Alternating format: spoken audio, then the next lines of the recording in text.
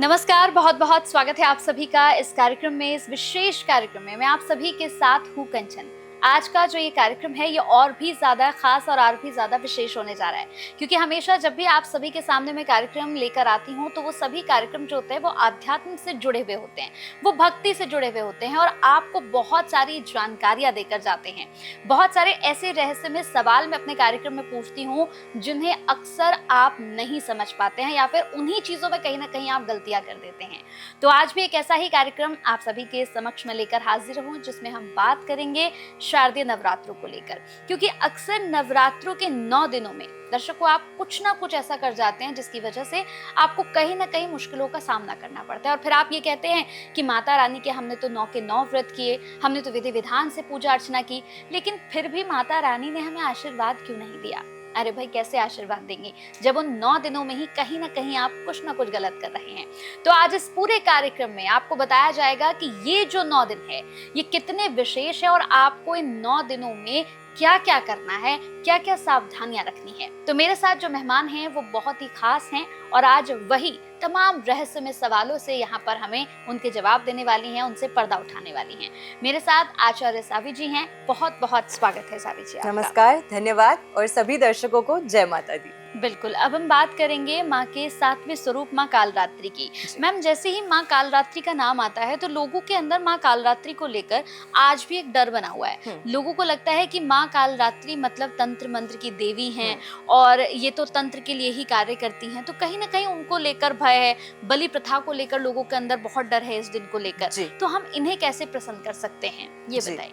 बिल्कुल, बहुत सुंदर आपने प्रश्न पूछा है। देखिए, माँ का ये जो स्वरूप है माँ कालरात्रि का, ये सत्य बात है कि ये सबसे भयानक स्वरूप है। जब हम देखने की बात करते हैं कि माँ किस प्रकार से दिखती हैं, तो माँ का ये स्वरूप जो है वो देखने में सबसे भयानक है, लेकिन माँ का ये स्वरूप जो है वो सिर्फ नेगेटिविटी को ही खत्म करने के लिए है।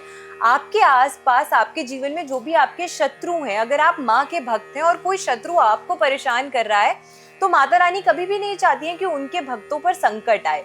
तो माँ का ये स्वरूप जो होता है सबसे पहले आपके जीवन से या भक्तों के जीवन से किसी भी प्रकार के दृश्य या अदृश्य जो संकट होते हैं उनको हर लेता है। इसीलिए माँ का ये जो स्वरूप होता है ये भयानक माना गया है। कालरात्रि के स्वरूप की जब हम बात करते हैं, माँ कालरात्रि के स्वरूप की अगर हम बात करते हैं तो ये दुश्मनों का नाश करती हैं, दुश्मनों का विनाश करती हैं। रक्त बीज नाम के दानव का, शुंभ निशुंभ नाम के जो दानव थे, उनका भी वध जो था वो माता रानी के इसी सप्तम स्वरूप ने किया था, जिन्हें हम माँ कालरात्रि के रूप में जानते हैं, माँ कालरात्रि के रूप में पूजते हैं। दूसरा जो प्रश्न आपने पूछा कि तंत्र साधना से बहुत ज्यादा लोग जो है माँ के इस स्वरूप को जोड़ते हैं। देखिए, ये समय जो होता है नवरात्रि का, ये हर प्रकार की सिद्धि को प्राप्त करने का होता है, चाहे वो मंत्र साधना हो चाहे वो तंत्र साधना हो। अब आपका जिस ओर रुझान है, हो सकता है आप उसी दिशा में पूजा अर्चना जो है वो करेंगे। हाँ, माता रानी का ये स्वरूप जो होता है, जब आप इसकी पूजा अर्चना करते हैं और अगर आप तंत्र साधना में सिद्ध होना चाहते हैं तो उसके लिए विशेष करके माता रानी की पूजा अर्चना की जाती है, ये सत्य बात है।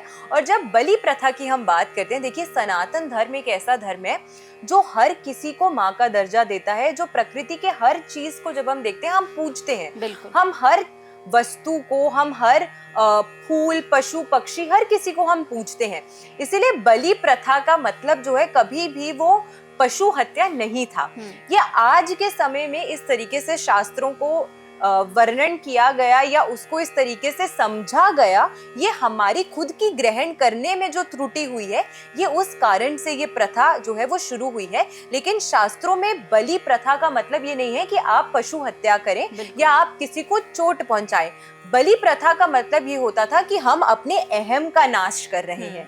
मतलब जब माता रानी के समक्ष या किसी भी शुभ कार्य में हम नारियल को तोड़ते हैं तो वो नारियल जो है वो एक तरीके से रिप्रेजेंटेशन है हमारे सिर का।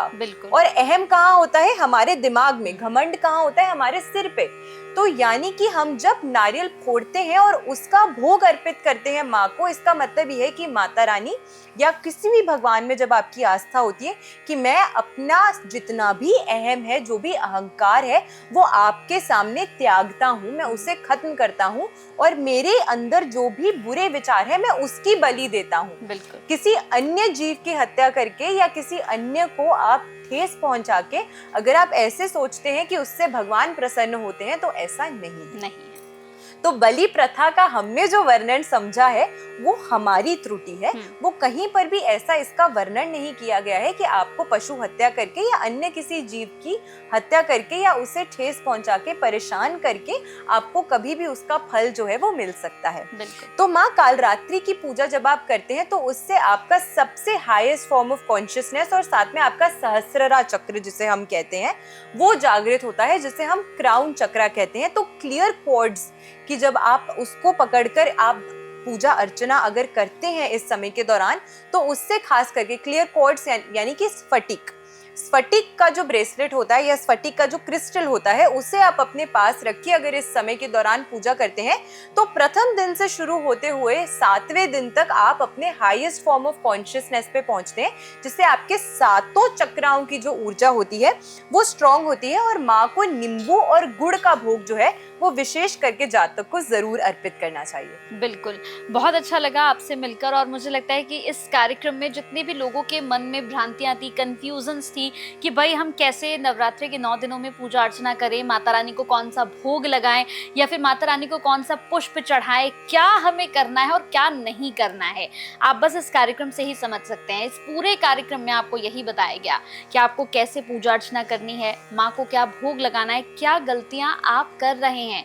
देखिए, गलतियां मत करिए, क्योंकि पूजा अर्चना हम जब भी करते हैं ना तो हमारा भाव जो होता है ना, हमारा भाव उस पूजा में निकलकर सामने आ जाता है, हमारी श्रद्धा निकलकर बाहर आ जाती है। तो प्लीज बहुत श्रद्धा से, बहुत भाव से पूजा करिए। और जैसे कि हमारी खास मेहमान ने बताया है, एक एक चीज का प्लीज बहुत ज्यादा ख्याल रखिएगा। बहुत बहुत थैंक यू, बहुत बहुत धन्यवाद मैम, आपने अपना कीमती समय दिया और इस कार्यक्रम को इतना स्पेशल बनाया। बहुत बहुत धन्यवाद। धन्यवाद। जय माता दी। जय माता दी।